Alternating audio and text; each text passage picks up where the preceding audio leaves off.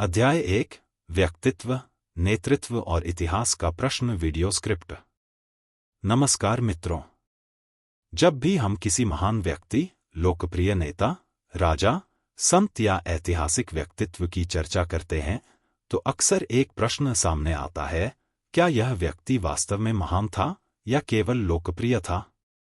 क्या इतिहास उसे उसी रूप में याद रखेगा जैसा उसके समर्थक देखते हैं, या समय उसके बारे में कोई अलग निर्णय देगा? आज हम इसी महत्वपूर्ण प्रश्न पर विचार करेंगे। किसी भी व्यक्तित्व का मूल्यांकन करना आसान नहीं होता। हम अक्सर किसी व्यक्ति को उसके पद, प्रसिद्धि, शक्ति या लोकप्रियता के आधार पर आंकने लगते हैं।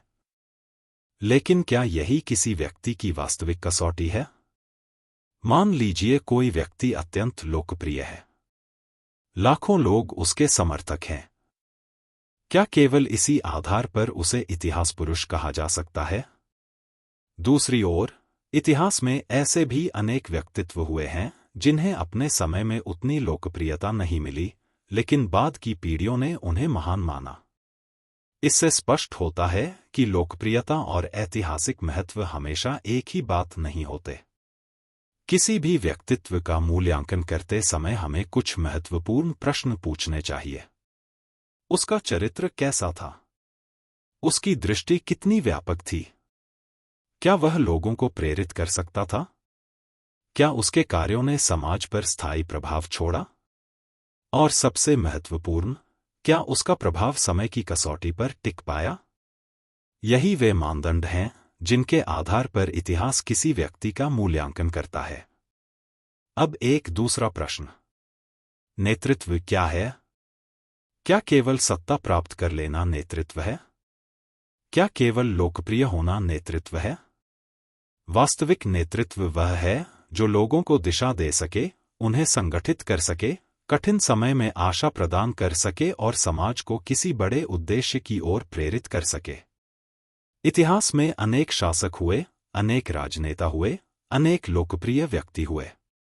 लेकिन उनमें से बहुत कम लोग ऐसे हैं जिन्हें इतिहास आज भी विशेष सम्मान के साथ याद करता है। क्यों? क्योंकि इतिहास केवल यह नहीं देखता कि किसी व्यक्ति के पीछे कितनी भीड़ थी। इतिहास यह भी देखता है कि उस व्यक्ति ने अपने समय और भविष्य की पीढ़ियों पर कितना स्थायी प्रभाव छोड़ा। यहीं से एक और महत्वपूर्ण प्रश्न जन्म लेता है, क्या विभिन्न युगों के व्यक्तित्वों की तुलना की जा सकती है? क्या श्री राम, श्री कृष्ण, अशोक, चंद्रगुप्त, समुद्रगुप्त, अकबर और आधुनिक नेताओं के बीच कोई तुलना संभव है? उत्तर है हां, लेकिन सावधानी के साथ। तुलना का उद्देश्य किसी को बड़ा या छोटा सिद्ध करना नहीं होना चाहिए। तुलना का उद्देश्य यह समझना होना चाहिए कि किन बातों में समानता है और किन बातों में अंतर। उदाहरण के लिए, एक सम्राट और एक लोकतांत्रिक प्रधानमंत्री की भूमिकाएं अलग हैं। एक धार्मिक आदर्श और एक राजनीतिक नेता की जिम्मेदारियां अलग हैं। एक प्राचीन साम्राज्य और एक आधुनिक लोकतांत्रिक राष्ट्र की परिस्थितियां अलग हैं। इसलिए तुलना करते समय हमें उनके युग, परिस्थितियों और भूमिकाओं को समझना आवश्यक है। इसी विवेकपूर्ण दृष्टिकोण के आधार पर हम आगे इस श्रृंखला में श्री नरेंद्र मोदी के व्यक्तित्व, नेतृत्व, विदेश नीति, वैश्विक भूमिका तथा उनके ऐतिहासिक महत्व का अध्ययन करेंगे।